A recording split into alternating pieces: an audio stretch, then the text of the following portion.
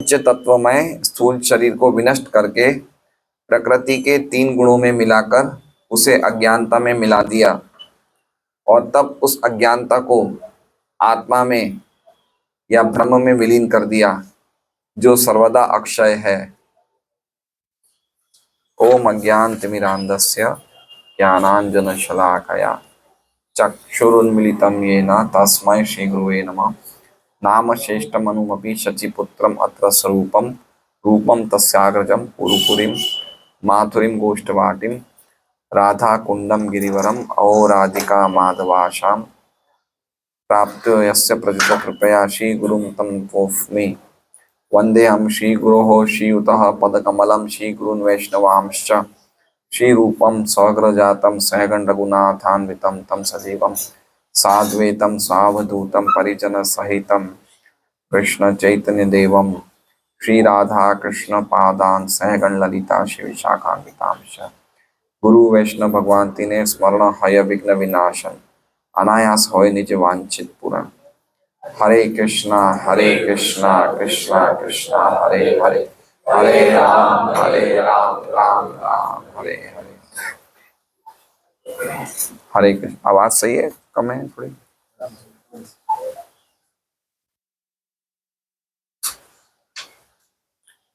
तो सभी भक्तों का स्वागत है भागवतम क्लास में। काफी पुराने भक्त वापस लौट आए, अपने अपने गांव में गए थे।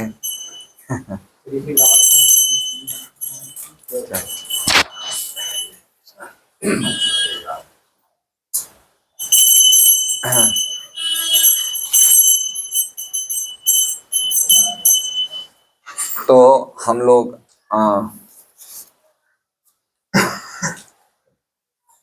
श्रीमद् भागवतम की चर्चा कर रहे हैं। काफी टेक्निकली बहुत ही हार्ड श्लोका हैं ये दो, जो हमने पिछली बार लिया और इस बार ले रहे हैं। आज ले रहे हैं 41 श्लोक और 42वां श्लोक, जिसमें युधिष्ठिर महाराज ने बताया कि किस प्रकार हमने सुना कि किस प्रकार युधिष्ठिर महाराज ने निर्ममा निरहंकार संचिन्नाशेष बंधन, कैसे उन्होंने सभी प्रकार के सभी अपनी जो लगाव अपनी आसक्ति को किस तरह से पूर्ण रूप से काट दिया।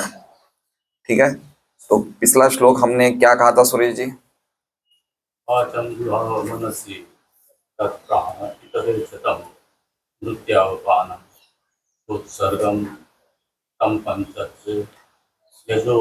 बहुत सुंदर।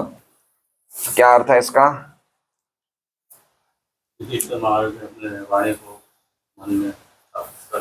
वाणी को और वाणी के साथ साथ और सब इंद्रियों को मन में लीन कर दिया, मन को समर्पित कर दिया, मन को सौंप दिया। आगे नहीं, एक गैप कर गए। फिर मन को प्राण में समर्पित कर दिया। ठीक है, प्राण को अपान वायु में समर्पित कर दिया और अपान वायु को उनके उत्सर्गों के साथ मृत्यु के देवता को समर्पित कर दिया, है ना। हमारी जो मल पास करने, मल को निकालने वाले देवता हैं मृत्यु देवता। ठीक है, तो हमें समझना चाहिए कि जितने भी हमारी शारीरिक क्रियाएं हैं उनको एक एक देवता कंट्रोल करते हैं। हम छींक भी मारते तो छींक मारने के भी देवता हैं, मल को पास करने वाले भी देवता हैं। तो मल को निकालने वाले देवता कौन है? मृत्यु के देवता, मृत्यु देवता। हम में इतनी शक्ति भी नहीं कि हम अपने मल को खुद भी निकाल सकें। तो देवता मृत्यु देवता या मृत्यु के देवता ही हमारे मल को खींच के बाहर निकालते हैं। ठीक है, समझ रहे? तो ऐसे हम सांस ले रहे हैं, उनके भी नाक पे भी, ये नासिकाओं में भी देवता स्थित है। शायद नासिकाओं में मेरे से अश्विनी कुमार स्थित हैं। कान सुन रहे हैं तो सुनने के भी देवता में क्या कहते हैं, पावर देते तो हम सुन सकते हैं। इसलिए हमारे हर एक इंद्रियों पे कोई ना कोई देवता स्थित है। तो मल पास करने के देवता कौन है? तो उन्होंने क्या किया, युधिष्ठिर महाराज ने अपान वायु को उनके उत्सर्गों के सहित मृत्यु के देवता को समर्पित कर दिया। ठीक है, और मृत्यु के देवता को कहाँ समर्पित किया? 5 तत्व वाले शरीरों में, कि भाई ये शरीर कोई मृत्यु होती है तो तुम ये 5 शरीर को, 5 तत्व वाले शरीर को ले जाओ, है। अब आगे 5 शरीर के तत्व, 5 तत्व वाले शरीर के साथ उन्होंने क्या उस श्लोक में वर्णन है, समझ गए। हमने आधा ही सुना कि भाई उन्होंने क्या किया, उन्होंने इंद्रियों को मन में समर्पित कर दिया या मन में लीन कर दिया या मन को दे दिया, मन को प्राण को दे दिया, प्राण को अपान वायु को दे दिया, अपान वायु को मृत्यु में दे दिया, मृत्यु को शरीर में दे दिया, 5 तत्व वाले शरीर में। अब 5 तत्व वाले शरीर का क्या किया उन्होंने, तो उसका ये श्लोक में हम थोड़ा चर्चा करेंगे।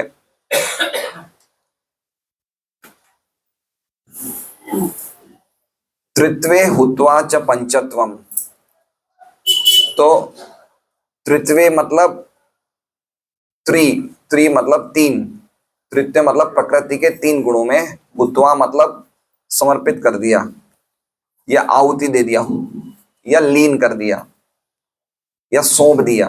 किसको सौंप दिया? पंचत्वम, 5 तत्व वाले शरीर को कहां सौंप दिया उन्होंने? प्रकृति के 3 गुणों में। ठीक है, तो प्रकृति के 3 गुणों में सौंप दिया का अर्थ क्या हो गया कि प्रकृति के 3 गुणों द्वारा शरीर संचालित होता है ना। जैसे हमने देखा ना, मन इंद्रियां किसके द्वारा संचालित होती है? मन के द्वारा। मन किसके द्वारा संचालित होता है? प्राण के द्वारा।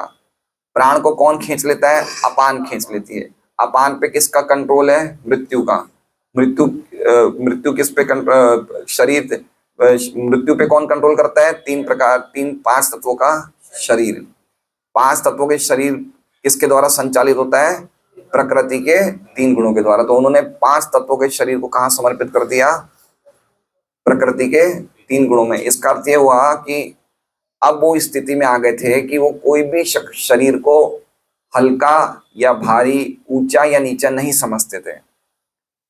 ये बहुत धनी है, ये गरीब है, ये व्यक्ति सुंदर है, ये बदसूरत दिख रहा है। समझ रहे हैं बात को, है ना। जो प्रकृति के 3 गुणों से शरीरों में बदलाव होता है, वो डिफ्रेंसिएशन को देखना उन्होंने बंद कर दिया। गीता जी में श्लोक है, विद्या विनय संपन्ने ब्रह्मणे गवि हस्तिनी शुनि चेव शपाके च पंडिता समदर्शिना। जो व्यक्ति बाहर की कवरिंग नहीं देखता है, खाली अंदर एक आत्मा को ही देखता है, वो ये नहीं देखता है कि ये व्यक्ति, वो शरीर को नहीं देख रहा है, उसकी पहचान शरीर से नहीं कर रहा है, वो किससे कर रहा है? आत्मा से कर रहा है ना। तो भक्तों का विशेष गुण होना चाहिए कि सबको आत्मा से देखे कि वो भगवान के अंश हैं। आज ही मैं कपिल देव और माँ देवहूति के संवाद पढ़ रहा था सुबह भागवतम में, तो उसमें भगवान कपिल ने इतनी सुंदर बात कही, पर्टिकुलरली हम भक्तों के लिए बहुत ही शिक्षाप्रद है। उन्होंने कहा कि कोई व्यक्ति भगवान की सेवा कर रहा है, भक्ति कर रहा है, भगवान की अर्चा विग्रह की सेवा कर रहा है ना, खूब अच्छी तरह श्रद्धा से मंगल आरती सब कर रहा है, लेकिन अगर वो साधारण जीवों के प्रति उसका देखने की दृष्टि सही नहीं है, या उसकी प्राकृत दृष्टि है, प्राकृत दृष्टि मतलब शारीरिक लेवल से देख रहा है, तो वो इस प्रकार से है कि कोई व्यक्ति अग्नि में घी की आहुति नहीं दे रहा है, राख में घी की आहुति दे रहा है। इसमें देखिए घी की आहुति दे रहा है राख में। तो इसलिए भक्तों के लिए विशेष ही इंपॉर्टेंट है कि जब वो भक्ति कर रहे हैं भगवान की, तो दूसरे लोगों को उसे कैसे देखना चाहिए।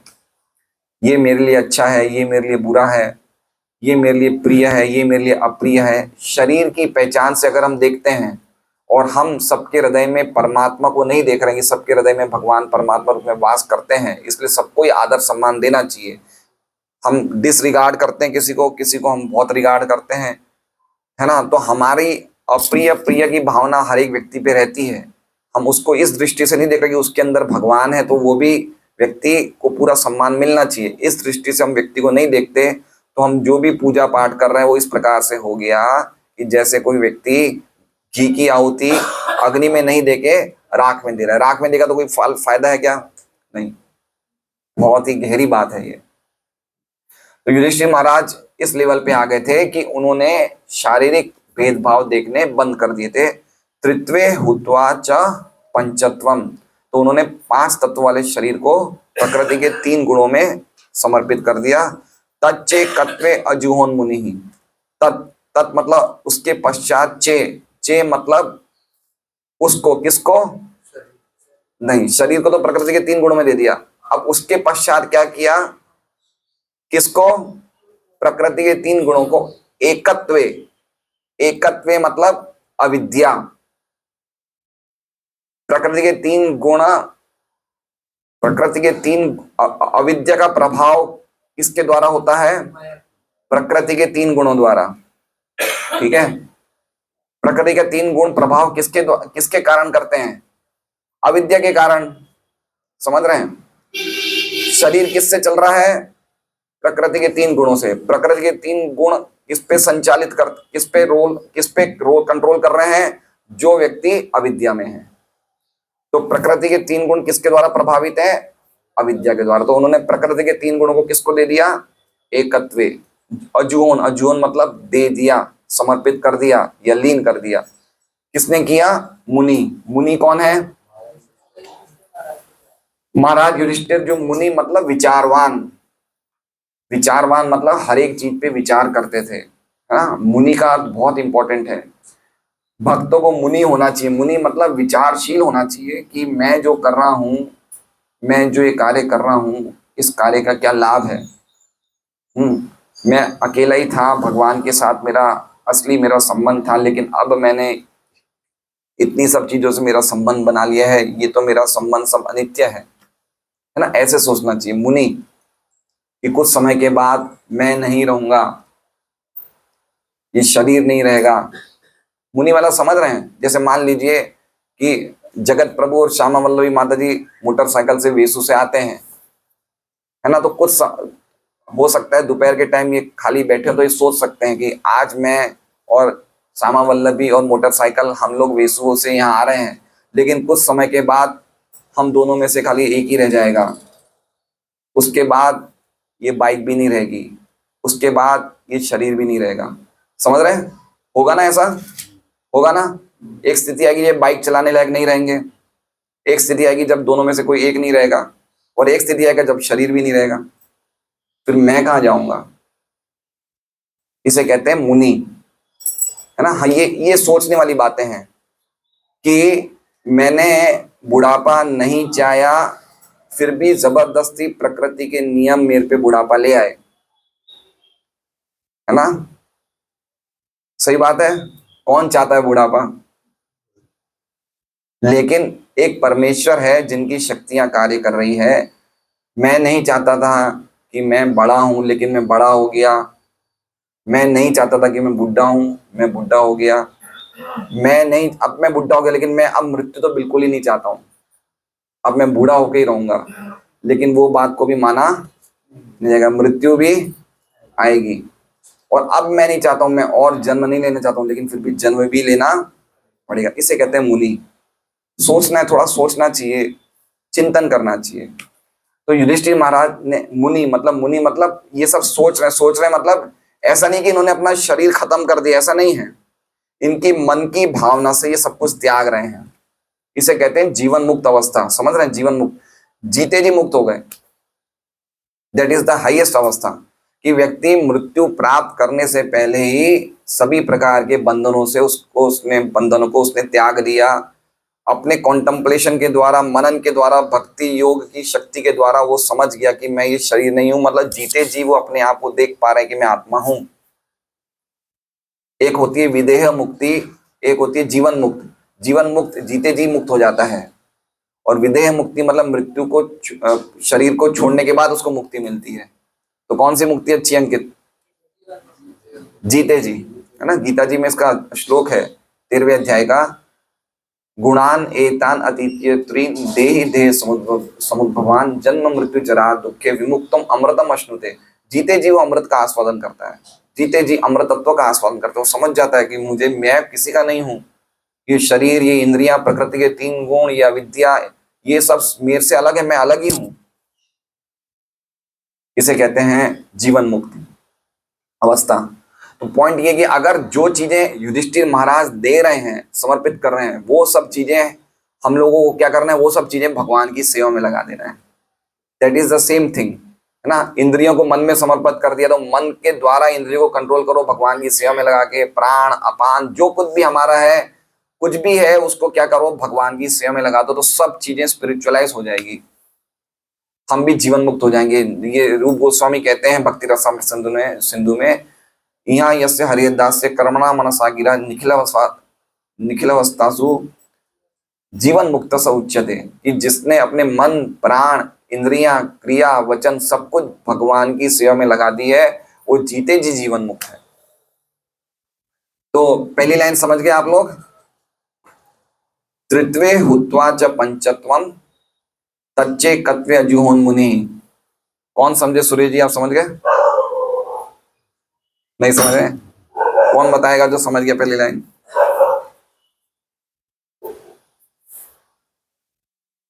बोलिए धर्मवत्सल प्रभु। विष्णु वाले ने पंचतत्व वाले को तीन गुणों में समर्पित कर तीन गुणों में समर्पित कर दिया, तीन गुणों को अविद्या में अविद्या में समर्पित। बहुत अच्छा, ठीक है। तच्चे कत्वे अजुहोन मुनि। आगे क्या किया? सर्वम आत्मन्य अजूहविद। सर्वम, सर्वम मतलब, सर्वम का मतलब क्या हुआ?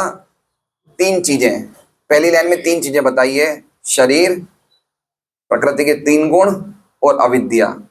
ये तीनों चीजें सर्वम, सर्वम में तीन चीज आ गई। आत्मनि अजूहविद, आत्मनि मतलब आत्मा में समर्पित कर दिया। अजूहविद मतलब दे दिया, स्थिर कर दिया। किसमें स्थिर कर दिया? आत्मा में। कौन सी चीजें स्थिर कर दी? तीन चीजें। सर्वम मतलब तीनों का एग्रीगेटेड टोटल, क्या लिखा है? कुल मिलाकर, कुल मिलाकर लिखा है अर्थ में। कुल मिलाकर मतलब पांच तत्वों वाला शरीर, प्रकृति के तीन गुण और अविद्या किसमें स्थिर कर दी? आत्मा में। आत्मा में स्थिर कर दी मतलब ये तीनों चीजों का प्रेरणादायक, ये तीनों चीजों को प्रेरणा कौन दे रहा है? आत्मा। समझ रहे हैं? अविद्या कहां से उत्पन्न हुई? प्रकृति के तीन गुण अविद्या के, अविद्या में समर्पित करते। अविद्या कहां से उत्पन्न हुई? जीव को भगवान से स्वतंत्र होने की, भोग करने की इच्छा क्या है? अविद्या। तो अल्टीमेटली जीव यानी कि हम प्रकृति के जो गणों में, बंधों में, बंधन में फंसे हुए हैं, ये जीव पे क्या चीजें लागू होती है? प्रकृति, ये पंच तत्व वाला शरीर, प्रकृति के तीन गुण और अविद्या, ये किसको समर्पित कर दिया? आत्मा को। कि आत्मा इससे प्रभावित होती है, या आत्मा के द्वारा ये सब निकल रहा है, क्योंकि उसकी भोग भोगने की इच्छा है, इसलिए तो अविद्या जनरेट हुई। अविद्या जनरेट कैसे होती है? अविद्या कहां से निकली? अविद्या तभी तो निकलती है जब व्यक्ति भगवान की सेवा करने के लिए तैयार नहीं होता है, या व्यक्ति अपने आप को भगवान से बहिर्मुख समझता, तो अविद्या जनरेट होती है। अविद्या से प्रकृति के तीन गुण जनरेट होते हैं, प्रकृति के तीन गुणों से शरीर जनरेट होता है। तो उन्होंने ये सब कुछ किसको दे दिया? आत्मा ने, जीव को दे दिया। ठीक है। और फिर क्या किया? सर्वम आत्मनि जीवविद ब्रह्मणी आत्मा नाम अव्यय। और फिर आत्मा को किसको समर्पित कर दिया? ब्रह्मणी। ब्रह्मणी मतलब परम सत्य में, यानी कि भगवान कृष्ण में। कैसे हैं वो? अव्यय। अव्यय मतलब उनको कभी भी नाश होने वाला नहीं है, उनको कभी भी उनका समाप्ति होने वाली नहीं है। मतलब कहने का मतलब कि अब वो समझ गए कि मेरा इन चीजों से कोई लेना देना नहीं है, मेरा शरीर से, प्रकृति के तीन गुणों से, अविद्या से, कोई चीज से मेरा लेना नहीं, मैं कंप्लीटली भगवान का हूं। इसलिए मैंने अपने आप को किसको दे दिया? भगवान को समर्पित कर दिया। ठीक है, समझ रहे बात को? है थोड़ा मुश्किल है श्लोका, लेकिन बहुत ही अद्भुत श्लोका है। इतना समझ जाए, पूरा नहीं समझे, इतना समझ जाए कि मैं भगवान का हूं। सिंपल वे में इतना समझ जाए कि मेरा प्रकृति से या मेरा इस भौतिक जगत से कोई संबंध नहीं है, मैं खाली भगवान का हूं, मैं एकमात्र भगवान का हूं। जैसे गीता प्रेस लिख रहे, हे नाथ मैं आपका हूं, ऐसा लिखता है ना, लिखते ना? हाँ हाँ। तो कहने का मतलब कि एकमात्र भगवान का हूं मेरा, और कोई चीजों से रिलेशन नहीं है। तो युधिष्ठिर महाराज उस स्थिति को प्राप्त कर गए थे, यद्यपि उन्होंने अभी तक कोई भी चीजें छोड़ी नहीं, उस शरीर में ही थे, वो अभी तो निकलने वाले थे, निकलने की तैयारी कर रहे थे, लेकिन पूरी तरह से इस भावना को उन्होंने इस भावना को पूरी तरह से स्थित हो गए थे कि मेरा इन चीजों से कोई लेना देना नहीं है। इसलिए सब कुछ सबको समर्पित करते हुए आखिर में आत्मा को सब चीजें समर्पित कर दी, क्योंकि आत्मा से सब चीजें गड़बड़ियां निकल रही है। आत्मा भगवान से विमुख हो गया, इसलिए गड़बड़ियां निकली। और अल्टीमेटली जब आत्मा शुद्ध हो गई तो उन्होंने किसको समर्पित कर दिया? ये भगवान कृष्ण को समर्पित कर दिया। ब्रह्मणी अव्यय, अव्यय मतलब कभी भी नाश नहीं होने वाला, ऐसे परम सत्य भगवान को समर्पित कर दिया। अव्यय शब्द बहुत इंपॉर्टेंट है। व्यय मतलब समझ रहे हैं? व्यय मतलब मान लीजिए अगर सत्यराज प्रभु के अकाउंट में 1 लाख रुपया है, आज इन्होंने 10,000 खर्च कर दिया तो कितने रहेंगे? 90,000। ये हो गया व्यय हो गया। ठीक है, तो अव्यय का मतलब भगवान परम सत्य जो है उनका कभी भी व्यय नहीं होता है। एक बहुत सुंदर श्लोक है ईशोपनिषद का पहला श्लोक, ओम पूर्णमद पूर्णमिदम पूर्णात् पूर्णमुदच्यते उच्यते पूर्णस्य पूर्णमादाय पूर्णमेवावशिष्यते। कि भगवान कैसे हैं, उनसे कितनी सारी चीजें निकल जाएं लेकिन फिर भी वो ऐसे के ऐसे रहते हैं, है ना। 1 - 1 = 1, 1 + 1 = 1। ये स्पिरिचुअल वर्ड की मैथमेटिक्स है ना। वहां पे सब कुछ ऐसा का ऐसा रहता है। अगर हम आध्यात्मिक जगत में जाएंगे तो हम कोई फूल के पेड़ से फूल तोड़ लेंगे, तो फूल हम लोग तोड़ के वो भगवान को अर्पित देंगे, भगवान को माला में रखेंगे, तो वो फूल कभी भी मुरझाएंगे नहीं, उनकी सुगंध हमेशा बनी रहेगी, वो पेड़ भी हमेशा रहेंगे। तो इसे कहते हैं स्पिरिचुअल। तो स्पिरिचुअल वर्ड में क्या होता है, कोई भी चीज का व्यय नहीं होता है। तो उसी तरह से परम सत्य भगवान कैसे अव्यय है ना, और भगवान से संबंधित जो भी चीज है वो भी अव्यय। भक्ति क्या है, वो भी अव्यय है। कहाँ लिखा हुआ है? गीता में। कहाँ लिखा हुआ है? राज विद्या राजगुह्यम पवित्रम इदम उत्तमम प्रत्यक्षावगमम धर्म सुसुखम कर्तुम अव्ययम। गीता जी का संदेश क्या है? अव्ययम। कहाँ लिखा हुआ है? 4थे अध्याय के पहले श्लोक में। कौन सा श्लोक है? इमं विवस्वते योगम प्रोक्तवान अहम अव्ययम। मैंने ये अव्यय ज्ञान जो है सबसे पहले सूर्यदेव विवस्वान को दिया था। तो ये श्लोक बहुत ही अद्भुत है। यद्यपि थोड़ा मुश्किल है लेकिन हमें समझना चाहिए, ये कभी ना कभी तो हमें जानना ही पड़ेगा। तो अब हम लोग पूरी तरह से समझें दोनों श्लोकों को। ठीक है, उन्होंने क्या किया? इंद्रियों को मन में समर्पित कर दिया, मन को प्राणवायु में समर्पित कर दिया, प्राणवायु को अपान वायु में समर्पित कर दिया, अपान वायु को उसके उत्सर्ग के साथ मृत्यु को समर्पित कर दिया, मृत्यु को 5 तत्वों वाले शरीर में समर्पित कर दिया, 5 तत्वों वाले शरीर को प्रकृति के 3 गुणों में समर्पित कर दिया, प्रकृति के 3 गुणों को अविद्या में समर्पित कर दिया, और प्रकृति के 3 गुण 5 तत्वों वाले शरीर और अविद्या को आत्मा में समर्पित कर दिया, और आत्मा को परम ब्रह्म भगवान कृष्ण जो अव्यय है उनको समर्पित कर दिया। ठीक है, मैं आप लोगों को बहुत बहुत धन्यवाद देना चाहता हूँ। आप लोगों के कारण मैं भागवत बहुत अच्छी तरह पढ़ रहा हूँ। जो मैं रीडिंग करता था इतनी बार, उसमें इतनी चीजें समझ में नहीं आती थी जितनी यहाँ पर समझ में आ रही है। तो हम विश्वनाथ चक्रवर्ती ठाकुर जी की टीका पढ़ते हैं, जो मोटा मोटी श्रीधर स्वामी की टीका दोनों एक जैसी है। तो सबसे पहले कह रहे हैं कि उन्होंने उस 5 तत्वों के शरीर का क्या किया। तो उन्होंने उस शरीर को 3 गुणों में त्रित्वे समर्पित कर दिया। उन्होंने 3 गुणों को माया के एक हिस्से में समर्पित कर दिया। माया का एक हिस्सा मतलब अविद्या। माया का एक हिस्सा मतलब अविद्या। ठीक है, ये अविद्या द्वारा ये जगत रूल हो रहा है। ये अविद्या, इस जगत में अविद्या ही है। धर्म के नाम पे, अर्थ के नाम पे, काम के नाम पे, मोक्ष के नाम पे सब कुछ अविद्या ही चल रहा है यहाँ पे। जैसे ही व्यक्ति भगवान से अपने आप को पृथक समझता है, तुरंत अविद्या जनरेट हो जाती है ना। कृष्णा और माया, माया क्या है? वो कृष्णा नहीं, वो कृष्ण सूर्य सम। हाँ, कृष्ण सूर्य सम माया है अंधकार, यहाँ नहीं, यहाँ कृष्ण कहाँ नहीं माया अधिकार, है ना। तो कृष्ण और माया दोनों साथ में चलते हैं। कृष्ण सूर्य है, जैसे ही कृष्ण को हम भूलेंगे तुरंत माया कैप्चर कर लेगी, तुरंत अविद्या कैप्चर कर लेती है। तो कह रहे हैं उन्होंने प्रकृति के 3 गुणों को माया के एक हिस्से यानी कि अविद्या में समर्पित कर दिया। उन्होंने ये सब चीजें जीवा को समर्पित कर दिया, जीव को। अब इसमें जीव लिखा है, विश्वनाथ चक्रवर्ती ठाकुर क्या कह रहे हैं? जीव। जीव मतलब कौन है? देखिए, आत्मा और जीव में थोड़ा सा अंतर है। जीव मतलब आत्मा और शरीर के बंधन वाला, और खाली आत्मा मतलब प्योर स्पिरिट सोल। लेकिन जब जीव बोलते हैं, जीव किसको बोलते हैं? भौतिक जगत में जब व्यक्ति होता है उसे क्या बोलते हैं? जीव। जब आध्यात्मिक जगत में चला जाता है तो वो जीव नहीं रहेगा। समझ रहे हैं? जीव का अर्थ क्या हो गया? कि जिसको आत्मा को भौतिक शरीर प्राप्त हुआ है अविद्या के कारण, उसे क्या बोलते हैं? जीव। जीवा मतलब हम सब जीव ही हैं। विष्णु सहस्त्र नाम में भगवान का भी एक नाम जीवा है, जो जीता है। तो जीव का अर्थ क्या हो गया? कि ये जो अभी अविद्या के साथ ग्रसित है वो जीवात्मा, उसे जीव बोलते हैं। तो कह रहे हैं विश्वनाथ चक्रवर्ती ठाकुर कि इन्होंने ये तीनों चीजें, प्रकृति के 3 गुण और क्या कहते हैं, शरीर और अविद्या, जीव को दे दी, और जीव को कहा कि तुम इनसे अलग रहो, इनके कंट्रोल में मत आओ। और फिर उन्होंने उस जीव को ब्रह्म में दे दिया, ब्रह्म मतलब भगवान में दे दिया। इस प्रकार से युधिष्ठिर महाराज ने परीक्षित को उनका राज्य दे दिया कि अब ये तुम्हारा राज्य, अब मेरा इससे कोई लेन देन नहीं है। और क्या किया, व्रज को मथुरा का राज दे दिया और अपने को अपने आप से इन सब संबंधों से दूर कर दिया और बाह्य जगत से पूरी तरह से अन्य मनस्क हो गए, पूरी तरह से नेग्लिजेंट हो गए।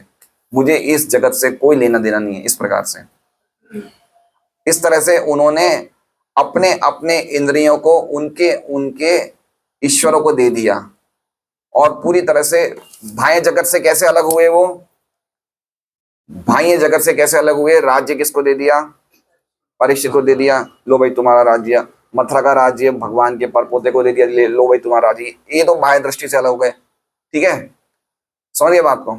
अब आंतरिक दृष्टि से कैसे अलग हुए हैं, तो कह रहे हैं उन्होंने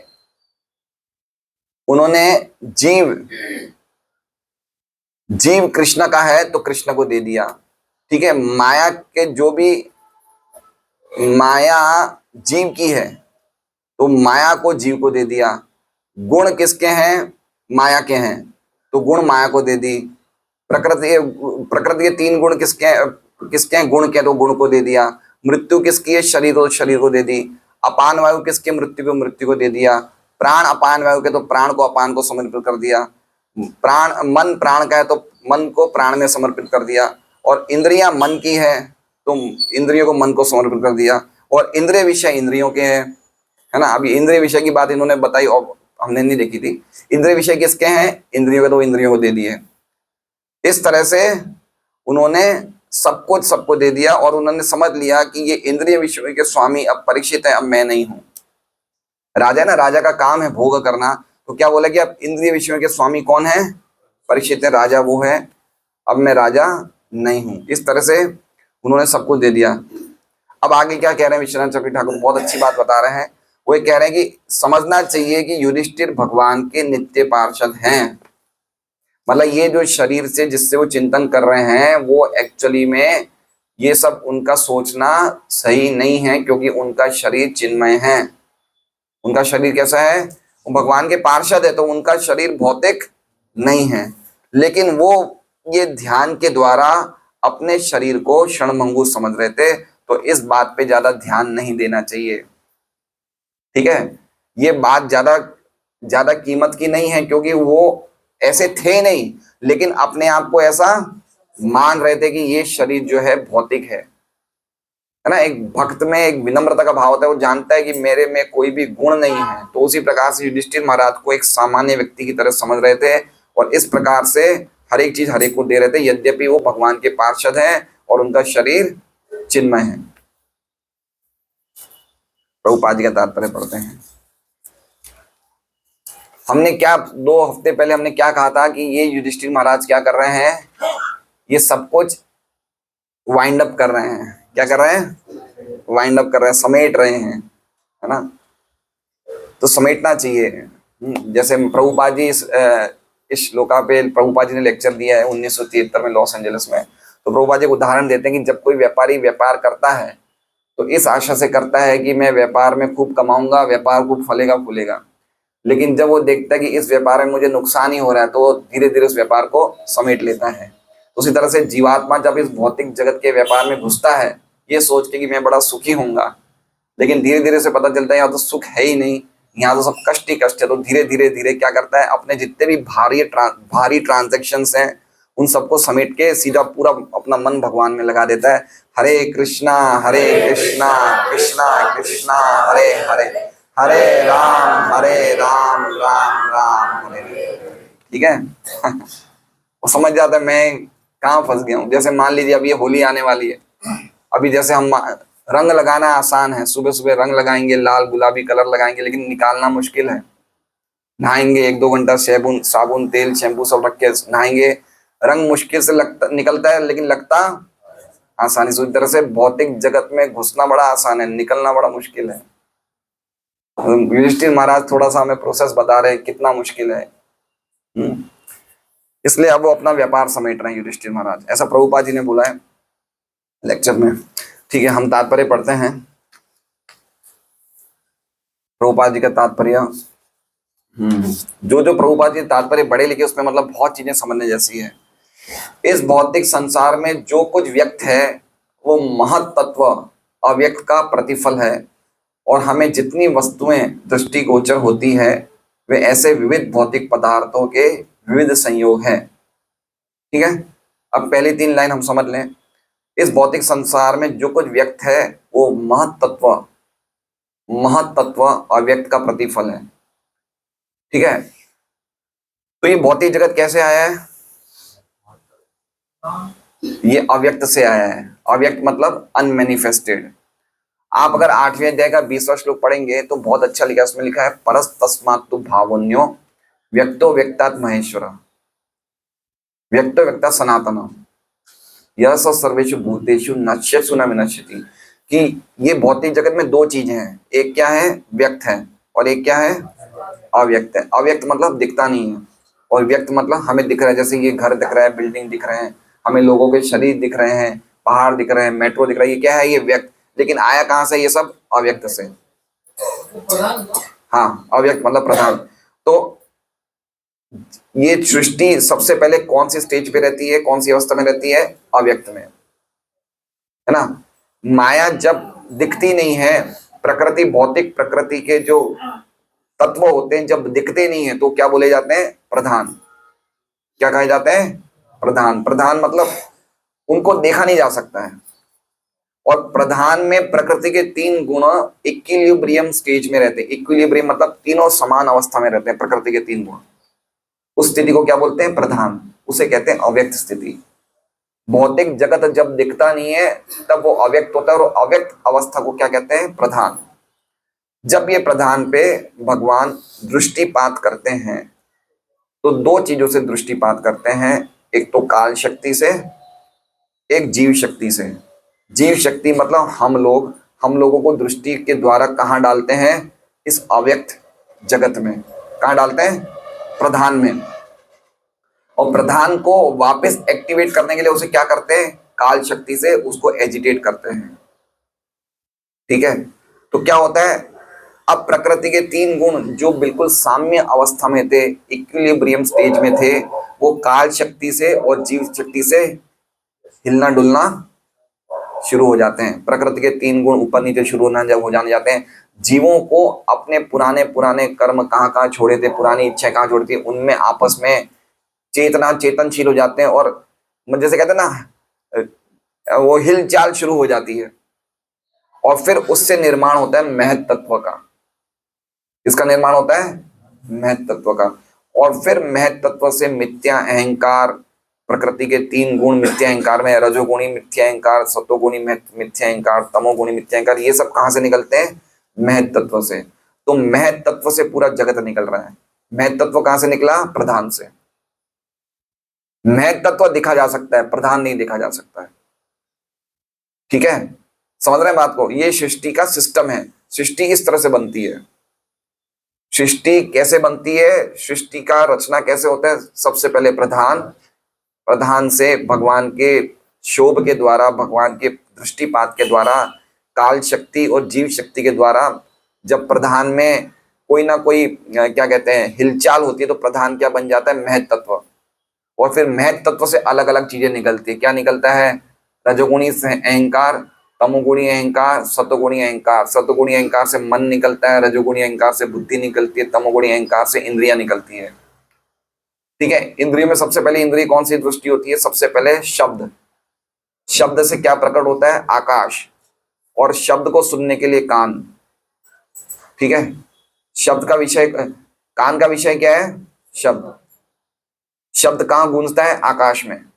तो सबसे पहला जो व्यक्त अभिव्यक्ति जो हमें दिख रहा है, सबसे पहले क्या निकलता है? शब्द के द्वारा। हर एक नॉलेज कैसे मिलती है? शब्द के द्वारा। अगर हम ये शब्द यानी कि ये भागवत का, गीता का संदेश, या ये हरे कृष्ण महामंत्र, ये भी शब्द है, लेकिन ये शब्द से हम मोक्ष को प्राप्त कर सकते हैं, और भौतिक जगत के शब्द से हम भौतिक जगत में फंस सकते हैं। इसलिए शब्द बहुत इंपॉर्टेंट है।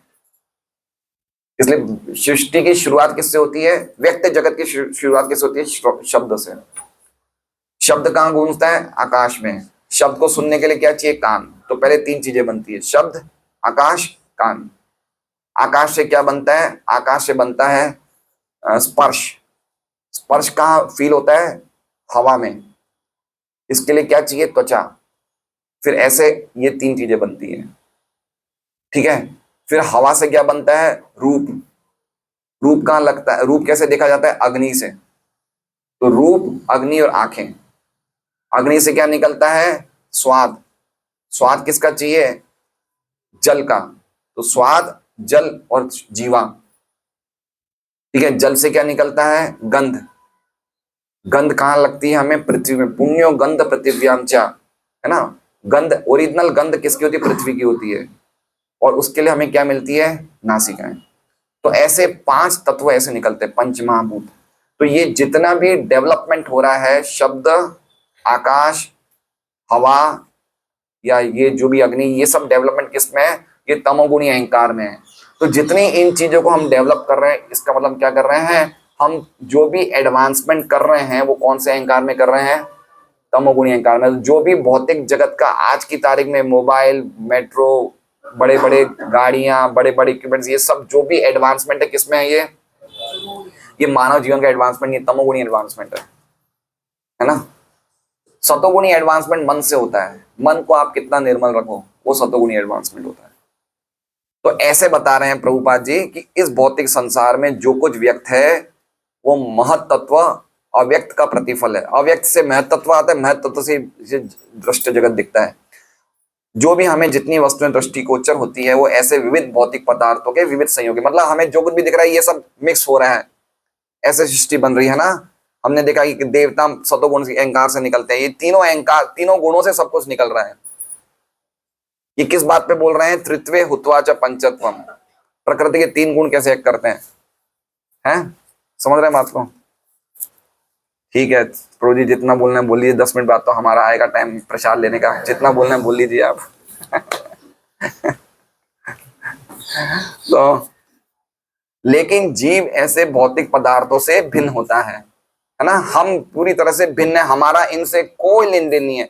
हम कंप्लीटली प्योरली स्पिरिचुअल है और भौतिक पदार्थ से आध्यात्मिक चीज उत्पन्न नहीं होती है। मॉडर्न साइंस क्या बोलती है कि पदार्थों के कॉम्बिनेशन से जीव उत्पन्न होता है।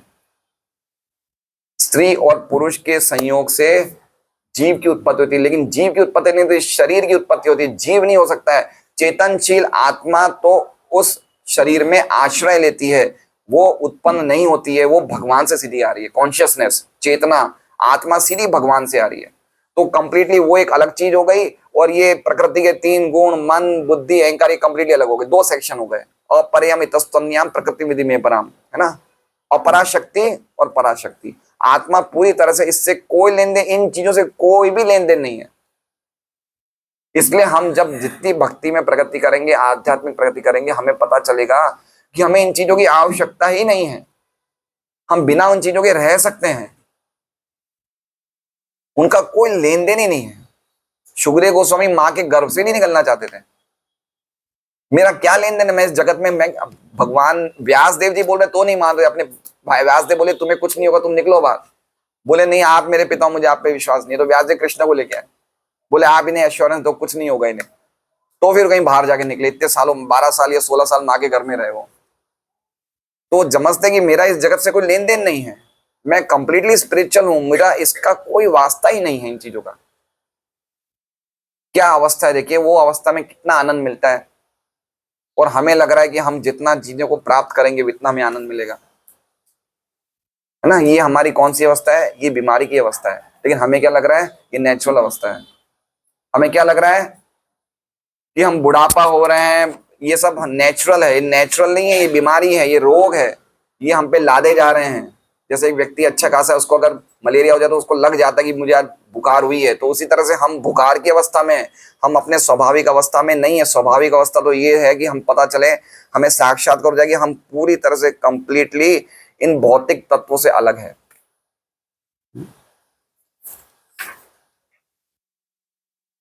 लेकिन जीव ऐसे भौतिक पदार्थों से भिन्न होता है। ये तो जीव द्वारा भगवान के नित्य दास रूप में अपना शाश्वत स्वभाव भूलने के कारण तथा प्रकृति पर प्रभुता जताने की मिथ्या धारण के कारण उसे मिथ्या इंद्रिय भोग के संसार में प्रवेश करना पड़ता है। ये क्या बता रहे हैं? अविद्या, एकत्व, एकत्व मतलब अविद्या। तो इस प्रकार से जीव की अविद्या शुरू होती है। प्रॉब्लम यहां से शुरू हो गई, जीव ने अपनी स्वतंत्रता का दुरुपयोग किया, यहां से सब प्रॉब्लम शुरू हो गई। और उसे कहां प्रवेश करना पड़ता है? उसे इस भौतिक इसके इंद्रिय भोग के संसार में प्रवेश करना पड़ता है। ये इंद्रिय भोग का संसार है, इसमें प्रवेश करना पड़ता है। इस तरह भौतिकता द्वारा मन के प्रभावित होने का मुख्य कारण भौतिक शक्ति की साथ साथ उत्पत्ति है। भौतिक शक्ति मतलब अविद्या शक्ति, माया शक्ति। इस तरह 5 तत्वों का स्थूल शरीर उत्पन्न होता है। महाराज युधिष्ठिर ने इस क्रिया को उलट दिया और उन्होंने शरीर के 5 तत्वों को भौतिक प्रकृति के 3 गुणों में मिला दिया। उलट दिया मतलब समझ रहे हैं? महाराज युधिष्ठिर ने उलट दिया मतलब जैसे सृष्टि होती है उस प्रोसेस को पूरा उल्टा कर दिया। हमने जैसे बताया ना, प्रधान से महत्त्व, महत्त्व से प्रकृति के 3 गुण, प्रकृति के 3 गुणों से मन, बुद्धि, अहंकार। अब इसको पूरा क्या कर रहे हैं? रिवर्स कर रहे हैं। इंद्रियों को इंद्रिय विषय में मिला दिया, इंद्रिय विषय को इंद्रिय में मिला दिया, इंद्रिय को मन में, पूरा रिवर्स कर रहे हैं, वापस उल्टा जा रहे हैं, जहां से जा रहे हैं। मैंने गड़बड़ी कहां से करी है ना? हम देखते हैं ना, हम रास्ता खो गए हैं, कहां से मैं आया था वहीं से वापस निकलूं। पॉइंट समझ रहे हैं? तो उसी प्रकार से जिस सिस्टम से सृष्टि में हुआ है उस सिस्टम को वापस उन्होंने रिवर्स कर दिया। प्रधान से आए तो प्रधान में सब कुछ मिला दिया। हर एक चीजें कहां से आई? प्रधान से। उन्होंने सब कुछ प्रधान में वापस मिला दिया, अपने को अपने आप बिल्कुल अलग कर दिया उन्होंने, कि मैं तो इससे कोई लेन देन नहीं, मैं अलग हूं। इसलिए भगवान हमें भोग करने का एक अवसर देते कि आप भोग करके देखो कितना दुखमय ये जगत है। इसलिए अपने आप को अब समझो कि अथा तो ब्रह्म जिज्ञासा, कि मैं शरीर नहीं हूं, मैं कौन हूं।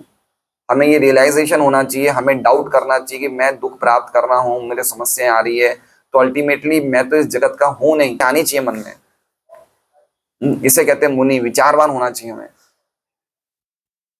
कौन व्यक्ति ऐसा जो बैठा है जो वो बोल सकता है कि मेरे जीवन में कभी कोई दुख नहीं आए? कोई बोल सकता है ऐसा? कोई नहीं बोल सकता ऐसा, है ना? तो हमें समझना चाहिए कि मैं भगवान का सच्चिदानंद अंश हूं, भगवान परम आनंद में, मैं आनंद में रहने वाला हूं। मेरे साथ ऐसा क्यों हो रहा है? क्यों जन्म आ रहा है? क्यों मृत्यु आ रही है?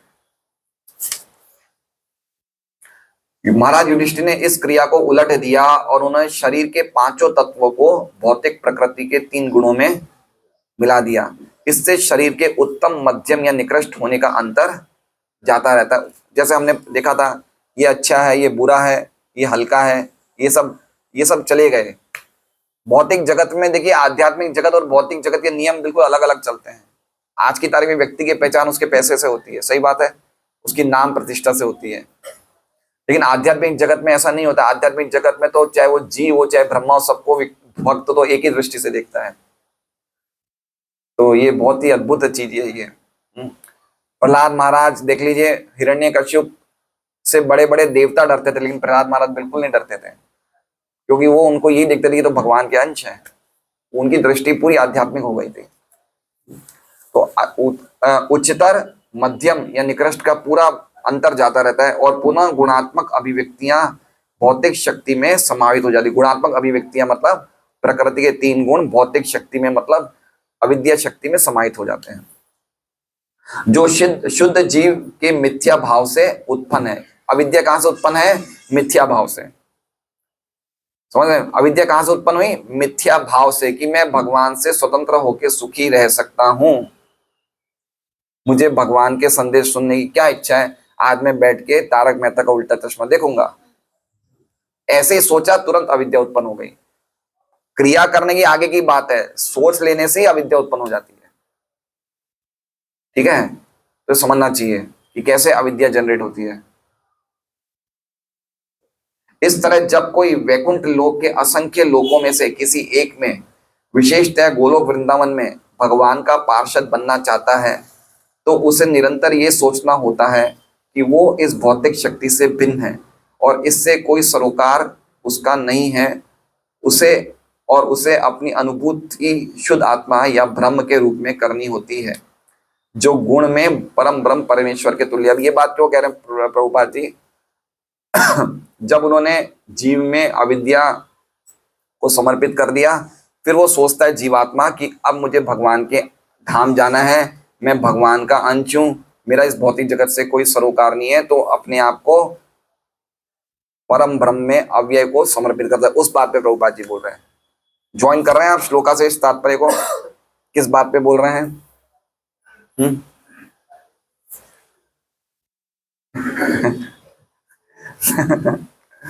ठीक है, मैं समझाता हूँ। विशेष भगवान का पार्षद बनना चाहते तो उसे निरंतर ये सोचना होता है कि वो इस भौतिक शक्ति से भिन्न है, उसे इससे कोई सरोकार नहीं है, उसे अपनी अनुभूति शुद्ध आत्मा या ब्रह्म के रूप में करनी होती है, जो गुण में परम ब्रह्म परमेश्वर के तुल्य है। इसका मतलब अहम ब्रह्मास्मि, मैं ब्रह्म हूं, मैं शरीर नहीं हूं, मैं परम ब्रह्म का अंश हूं। ये उसको पता चल जाता है कि मेरा इस शरीर से कोई लेन देन नहीं है, मैं ब्रह्म हूं। ये अनुभूति, लेकिन ये अनुभूति भी काफी नहीं है। ये अनुभूति तो निर्विशेषवादियों को भी हो जाती है, लेकिन इतना ही काफी नहीं है। आगे क्या करना है प्रभुपाद जी बताते हैं। महाराज युधिष्ठिर ने अपना साम्राज्य परीक्षित तथा व्रज को सौंप देने के बाद उन्होंने अपने आप को न तो विश्व का सम्राट माना, न ही कुरुवंश का अग्रणी माना। कहाँ लिखा है? विश्वनाथ चक्रवर्ती ठाकुर में ये लिखा था ना कि उन्होंने राज्य सौंप दिया, और ना ही आप अपने आप को सम्राट मान रहे हैं, ना ही कुरुवंश का अग्रणी मान रहे हैं। भौतिक संबंधों से एवं स्थूल तथा सूक्ष्म आवरणों के भौतिक बंधन से स्वतंत्रता का ये भाव मनुष्य को भगवान के दास के रूप में कार्य करने के लिए मुक्त बनाता है। अब देखिए, इस 3 लाइनें बहुत इंपॉर्टेंट है, ध्यान से सुनिए। भौतिक संबंधों से एवं स्थूल तथा सूक्ष्म आवरणों के भौतिक बंधन से स्वतंत्रता। किन चीजों से संबंध? स्वतंत्रता, भौतिक संबंध, स्थूल आवरण मतलब शरीर का, सूक्ष्म आवरण मतलब मन, बुद्धि, अहंकार का। इन आवरणों के बंधनों से स्वतंत्रता का भाव मनुष्य को भगवान के दास के रूप में कार्य करने के लिए मुक्त बनाता है। तो व्यक्ति भगवान का दास हूं ऐसे समझ के भगवान की सेवा में लगता है और इनसे मुक्त हो जाता है। वो कब होता है? जब वो आत्म साक्षात्कार को प्राप्त कर लेता है। और वो कब होता है? आत्म साक्षात्कार को हटा के खाली ये बोल दीजिए, जब वो शुद्ध नाम को प्राप्त हो लेता है। यानी कि हरे कृष्णा कृष्णा कृष्णा हरे हरे, हरे राम राम राम हरे हरे। देखिए, सबसे बड़ा ऑब्स्टेकल क्या है? जब व्यक्ति आत्म साक्षात्कार को से भी बढ़कर कोई चीज को मानता है। ठीक है, हम देखते हैं कि हमारी भक्ति के साधन में हम लोग तब ढीले पड़ जाते हैं जब कोई घर में शादी भी आ जाता है, या कहीं गांव जाते हैं, या कोई हमें कहीं जाना होता है, तब ढीले पड़ जाते हैं ना। क्यों ढीले पड़ते हैं? क्योंकि हम आत्म साक्षात्कार को प्राप्त करने की जो हमारी आवश्यकता है उसको थोड़ा सा हम साइड पे कर देते हैं, दूसरी चीजों पे आवश्यकताएं ज्यादा दे देते हैं। हमारे लिए आत्म साक्षात्कार प्राप्त करना ये थोड़ा सा हार्ड शब्द हो गया। इतना समझ लीजिए, हमारे लिए 16 माला ढंग से करना वही आत्म साक्षात्कार है। अगर हम 16 माला ढंग से नहीं कर रहे हैं तो हमें ये चीजें कभी नहीं आ सकती है। मैं कितने भक्तों को देखता हूँ, नगर संकीर्तन में माला पूरी कर रहे हैं, कोई बुक डिस्ट्रीब्यूशन में माला पूरी कर रहे हैं, कोई कहाँ घूमते फिरते माला पूरी कर रहे हैं। ये माला से आप करोड़ों साल तक भगवान के पास नहीं पहुंच सकते। करोड़ों साल तक, कोटि कोटि, कौन सा श्लोक है प्रभु? बहु जन्म करे यदि श्रवण कीर्तन, तबु तो न पाए कृष्ण पदे प्रेम धन।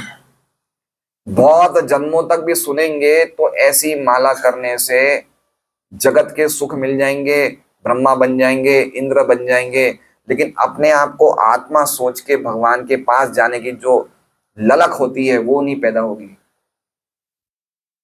कि मुझे इस भौतिक जगत से पूरी तरह से मैं अपने आप को कैसे अलग भिन्न समझूं, वो भावना नहीं आएगी।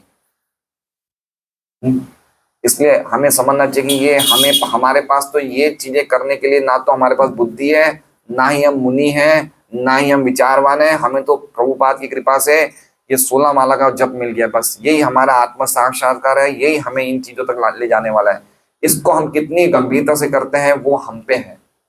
उसे ना तो उसको करने के लिए ना तो पैसे की आवश्यकता है, ना कुछ अच्छे शरीर की, अच्छी विद्या की, कोई चीज की आवश्यकता नहीं। ये खाली हमारी गंभीरता पे निर्भर है।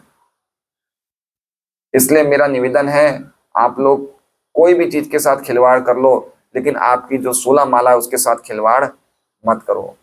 ऐसी गंभीरता से माला होनी चाहिए कि हमें इसी जीवन में जीवन मुक्त बनने का प्रयास करना चाहिए। इसी जीवन में हम ये अनुभूति करें कि मैं शरीर नहीं हूं, मैं आत्मा हूं।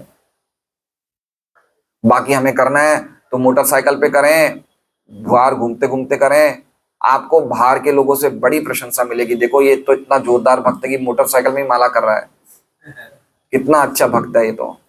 कितना हमारी सोसाइटी में देखो कहाँ कहाँ माला करता है, हमेशा इसके गले में माला टंगी रहती है, लेकिन वो माला तो माला नहीं है अगर हम ढंग से नहीं कर रहे हैं। हमारी अटैचमेंट ये कैसा हो गया, ये कैसा हो जाएगा अगर माला करने के बाद भी हमारा अटैचमेंट नहीं जाता, तो ऐसा हो गया कि जैसे कोई रात को कोई व्यक्ति ने नदी के एक तट पे बोटिंग करना शुरू करी, पूरे परिवार के साथ नाव में बैठ गया और नाविक को बोला बेटा नाव चलाओ, हमें पूरी रात उसे अगले तट पे पहुंचना है, दूसरे किनारे पे पहुंचना है। उस नाविक ने क्या किया, लंगर तो निकाला ही नहीं, लंगर लगा तो टप टक करे जा रहा है पूरी रात को, देखिए सुबह तो वहीं के वहीं है।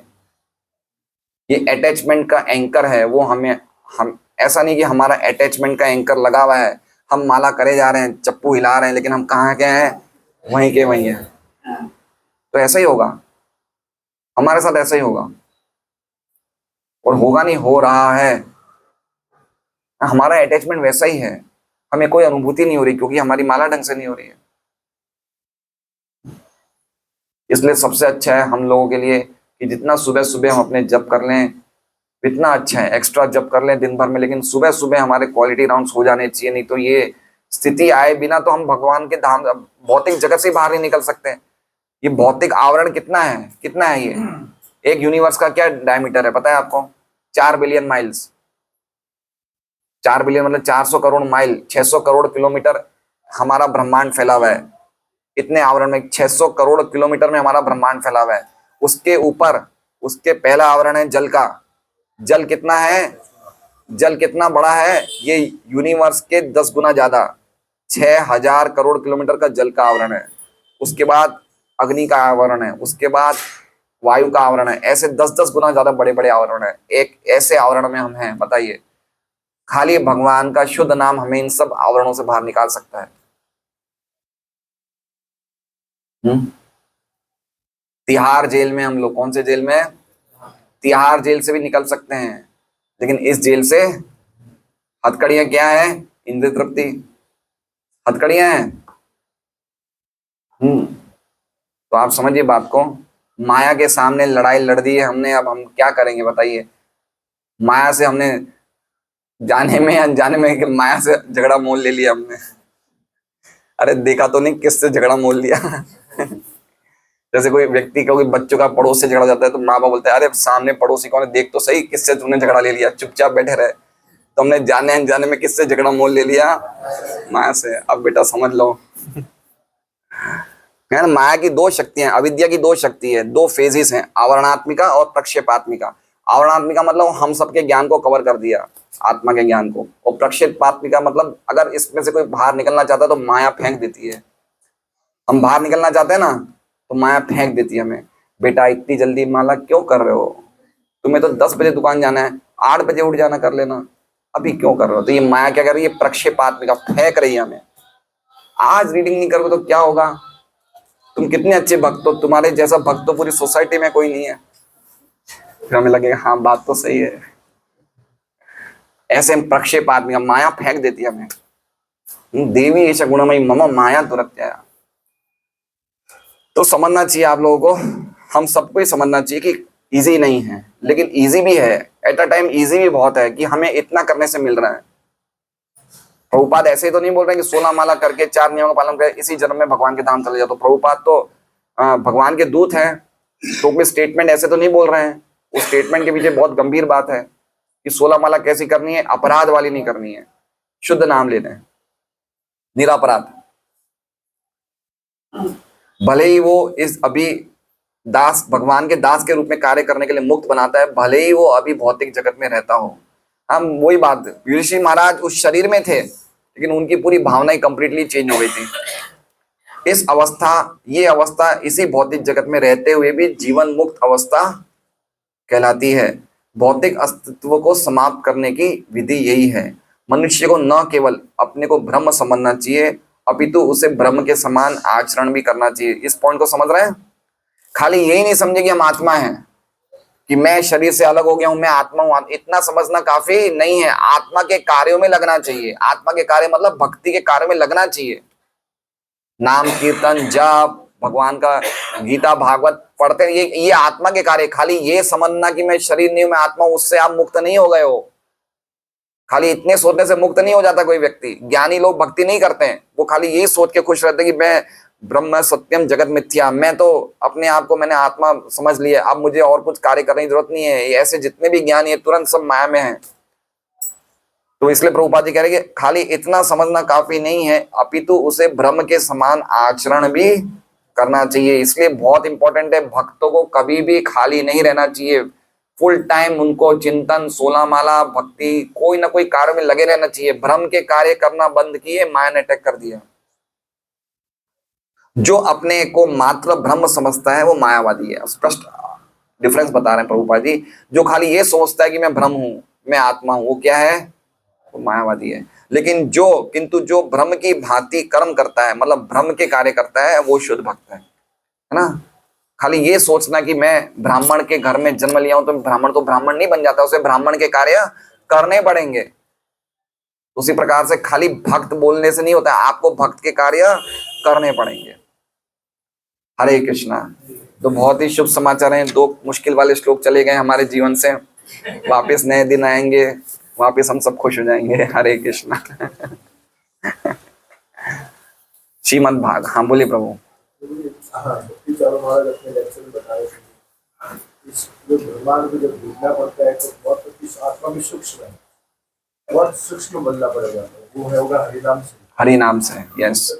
मतलब लाइटनेस नहीं आएगी ना। लाइट चीज ऊपर जाती है, भारी चीज नीचे रह जाती है। तो हमें बिल्कुल लाइट बनना पड़ेगा, मतलब सूक्ष्म बनना पड़ेगा। अर्जुन भी गए थे ना ब्रह्मांड के चारों तरफ, तो भगवान ने, इतना अंधेरा था कि भगवान ने अपना वो क्या कहते हैं सुदर्शन चक्र की लाइट, जब वो महाविष्णु के पास गए थे ब्राह्मण के बेटों को लेने के लिए, तब इतना ब्रह्मांड के कुछ भारी हिस्से ऐसे कि इतना अंधेरा के व्यक्ति को देख ही नहीं सकता है ना। आलोक जैसे बोलते हैं, एक सूर्य की रोशनी भी ब्रह्मांड के एक ही आवरण तक जा सकती है, उसके आगे सूर्य की रोशनी भी नहीं पहुंचती। उस जगह को बोलते हैं आलोक वर्ष। आलोक नहीं, एक और नाम है आलोक। आलोक तो मतलब दिखता है, जो नहीं दिखता हो, इतने अंधेरे की जगह है, उसके बाद वो आवरण शुरू होते हैं, उसके बाद फिर ब्रह्मांड के बाहर निकला जाता है। लेकिन हम ये हरि नाम के सहारे जा सकते हैं। इतनी बड़ी चीज हमें मिली है, बस हमें देखना है कि हमें कैसे इसको अपने जीवन में बराबर इसको लगाना है, कि कैसे हम लोग कीर्तन या सदा हरि, सदैव भगवान के नामों का जप करें और सदैव भक्तों का संग करें। साधु संग, नाम कीर्तन, भागवत श्रवण, श्री मूर्ति श्रद्धा, मथुरावास, श्री मूर्ति श्रद्धा सेवन। ये 5 चीजें बताई ना, पावरफुल चीजें। साधु संग, नाम कीर्तन, भागवत श्रवण, मथुरावास और श्री मूर्ति की सेवा। इसमें सबसे पहले इंपॉर्टेंट क्या चीज है? साधु संग।